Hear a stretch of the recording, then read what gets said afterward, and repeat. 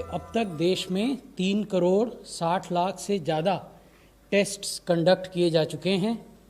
Testing के बारे में अलग से इस कहानी को आपके सामने रखेंगे डीजी आईसीएमआर और secretary department of health research, कैसे हम एक लैब से 1500 लैब तक पहुँचे और कैसे एक टेस्ट प्रतिदिन से 10 लाख टेस्ट प्रतिदिन तक पहुँचे, but that is a separate presentation. दूसरी बड़ी बात यह है कि जो रिकवर्ड पेशेंट्स हैं, मरीज हैं, उनकी संख्या 24 लाख से ज़्यादा हो गई है और वो आज की तिथि में जो एक्टिव केसेस हैं उनके 3 गुना से भी ज़्यादा हैं, लगभग 3.5 गुना है, 3.4 times of active cases. So recovered patients, that number is more than 3.4 times of the active number. इसी से जुड़ा हुआ जो बिंदु है वो रिकवरी का है और रिकवरी रेट इस समय 75% से अधिक हो गया है। इसकी वजह से जो एक्टिव केस हैं वो कुल केसेस के मात्र 22% रह गए हैं।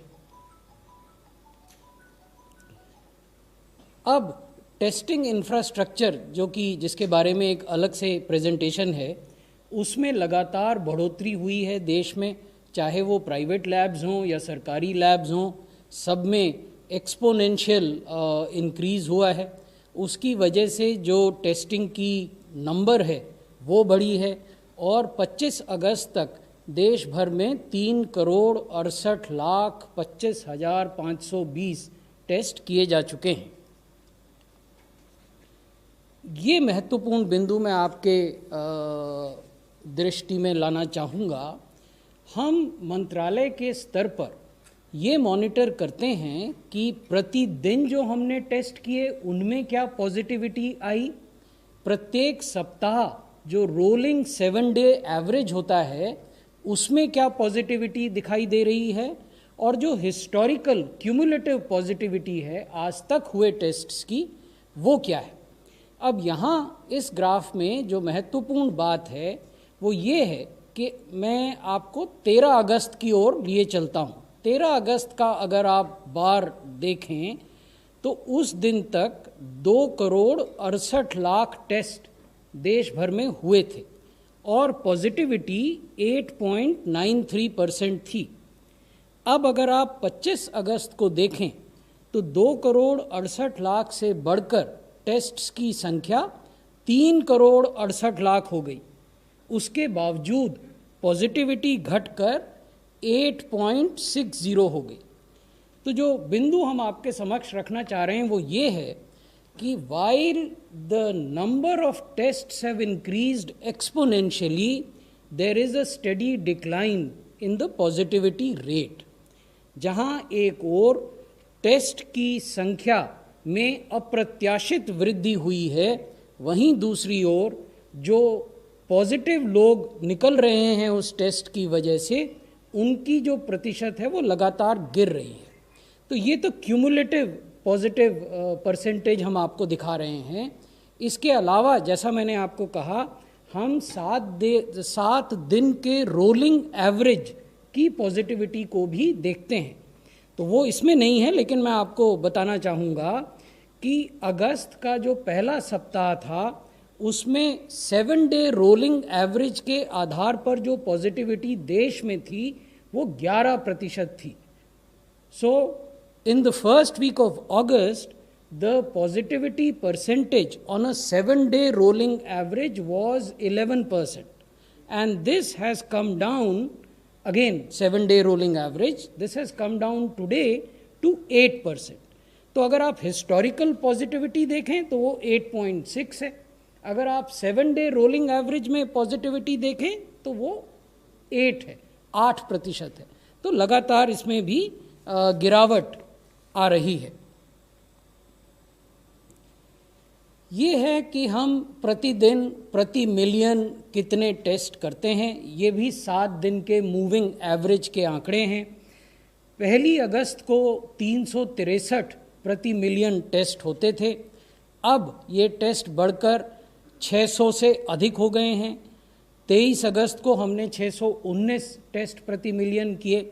यहाँ आपको ये ज़रूर ध्यान में रखना होगा कि हमारी आबादी भी बहुत बड़ी है। हम विश्व के दूसरी सबसे बड़ी जनसंख्या वाले देश हैं, तो इसलिए प्रति मिलियन टेस्ट की संख्या में वृद्धि करने में देश की जनसंख्या का भी एक बहुत बड़ा फैक्टर उसमें आ जाता है। जिन देशों की जनसंख्या कम है वहाँ प्रति मिलियन टेस्ट को बढ़ाना उतना ही आसान है, लेकिन भारत जैसे देश के लिए या कोई भी देश जहाँ की आबादी भारत के बराबर हो या भारत से अधिक हो, वहाँ प्रति मिलियन टेस्ट को बढ़ाने में अनेक चुनौतियों का सामना करना पड़ता है। ये जो मैं आपको पहले बता रहा था कि आज अगर आप कुल केसेस को एक पाई डायग्राम की शक्ल में देखें तो 22% ही एक्टिव केस हैं और 75.92% लोग डिस्चार्ज हो चुके हैं, रिकवर हो चुके हैं, अपने घरों में चले गए हैं, कुशल मंगल हैं। 24,04,000 इनका नंबर है और 58,390 दुखद मृत्यु हुई हैं। ये 1.84% है। ग्लोबली अगर आप मोर्टेलिटी रेट को देखें तो ये सबसे कम मृत्यु दरों में से है।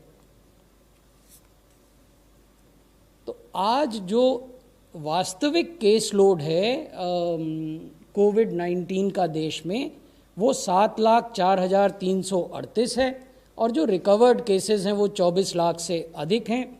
इसमें एक बड़ी महत्वपूर्ण बात ये है कि पिछले 24 घंटे में एक्टिव केसेस की संख्या में 6,400 की गिरावट दर्ज हुई है।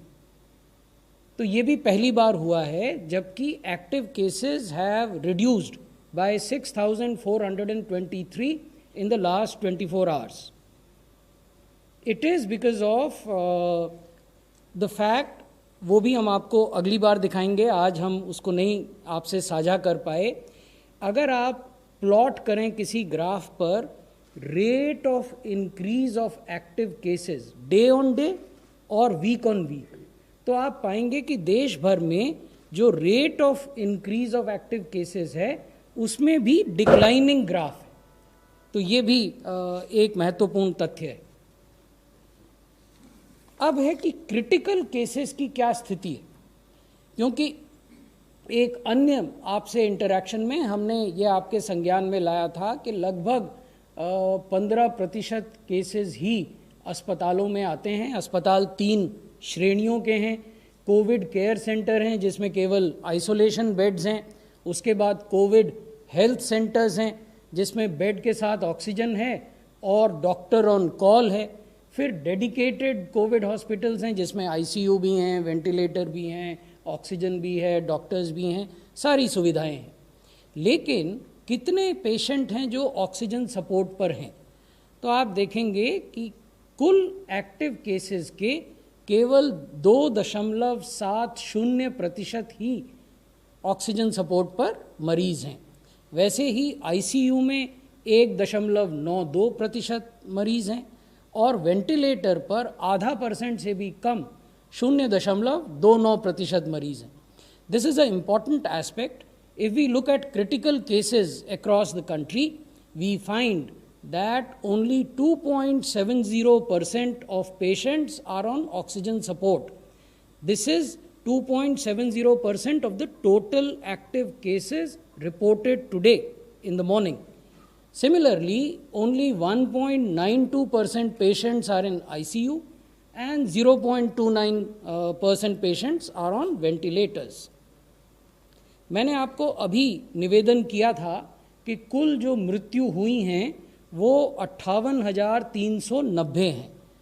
58,390 को अगर आप जेंडर के हिसाब से देखें तो 69% मृत्यु पुरुषों में हुई हैं और 31% मृत्यु महिलाओं में हुई हैं। अगर आप कोमॉर्बिडिटीज़ वाले लोगों में देखें या जिनकी आयु अधिक है उसमें देखें तो 36% मृत्यु 45 से 60 वर्ष की आयु के व्यक्तियों में हुई हैं और 51% मृत्यु 60 वर्ष और उससे अधिक आयु के व्यक्तियों में हुई हैं।